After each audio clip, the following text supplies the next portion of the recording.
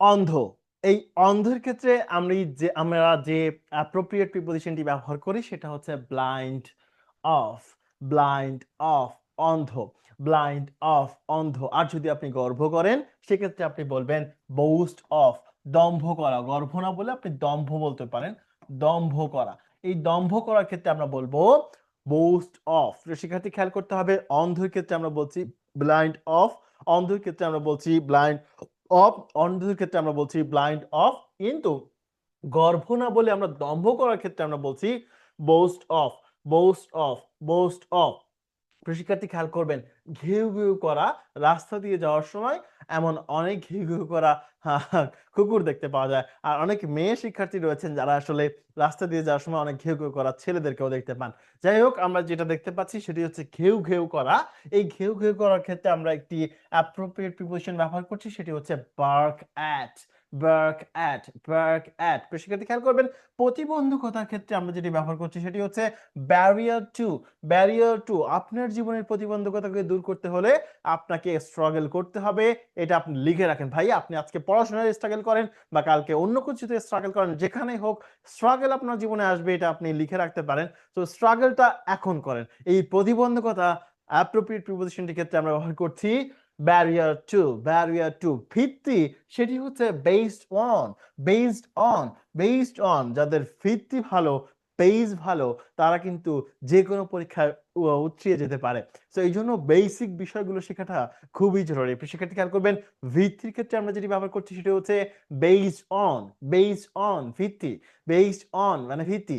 শিক্ষার্থী পরেরটা চলে যাব, সেটি হচ্ছে রোদ পোহানো। শীতের সকালে রোদ পোহানোটা অনেকের পছন্দ, আমি নিজেও ব্যক্তিগত জীবনে করেছি। রোদ পোহানোর ক্ষেত্রে আমরা অ্যাপ্রোপ্রিয়েট প্রিপোজিশন হিসেবে ব্যবহার করতে পারি কোনটি? সেটি হচ্ছে বাস্ক ইন। বাস্ক ইন, রোদ পোহানো। বাস্ক ইন, রোদ পোহানো, বাস্ক ইন। শিক্ষার্থী পরেরটা চলে যাচ্ছি, যাত্রার জন্য প্রস্তুত। কোথাও যাওয়ার জন্য প্রস্তুত। এই কোথাও যাওয়া বা যাত্রার জন্য যদি আপনি প্রস্তুত হন, অ্যাপ্রোপ্রিয়েট প্রিপোজিশন হিসেবে আপনাকে কোনটি ব্যবহার করতে হবে? ব্যবহার করতে হবে বাউন্ড ফর।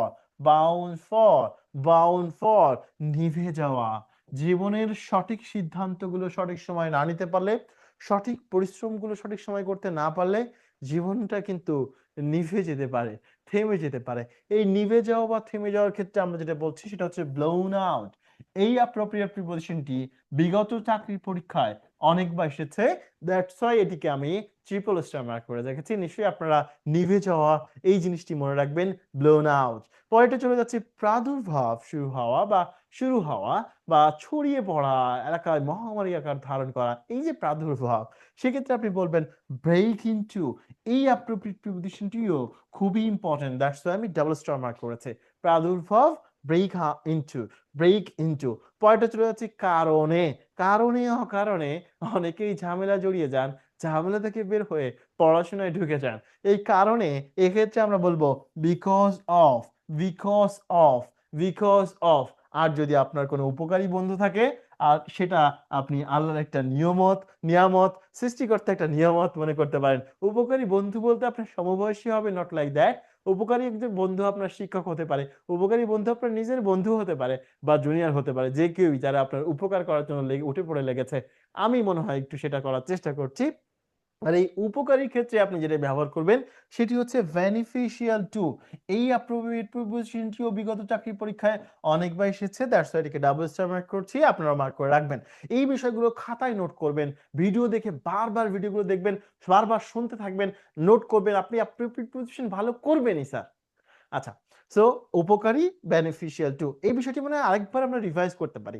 তো সেটি হচ্ছে অন্ধ। অন্ধর ক্ষেত্রে আপনি বলছিলেন ব্লাইন্ড অফ। দম্ভের ক্ষেত্রে আপনি বলেছিলেন বোস্ট অফ। ঘেউ ঘেউয়ের ক্ষেত্রে আপনি বলেছিলেন বার্ক অ্যাট। প্রতিবন্ধকতার ক্ষেত্রে বলেছিলেন ব্যারিয়ার টু। ভিত্তির ক্ষেত্রে বেসড অন। রোদ পোহানোর ক্ষেত্রে বাস্ক ইন। পরেরটা ছিল যাত্রার জন্য প্রস্তুত, বাউন্ড ফর। নিভে যাওয়ার ক্ষেত্রে বলেছিলেন ব্লোন আউট। আর প্রাদুর্ভাবের ক্ষেত্রে ব্রেক ইনটু। কারণে অকারণে বা কারণে অকারণে নয়, সেই ক্ষেত্রে আপনি বলেছিলেন because of. And the last one, উপকারী ক্ষেত্রে আমরা বলছি বেনিফিশিয়াল টু।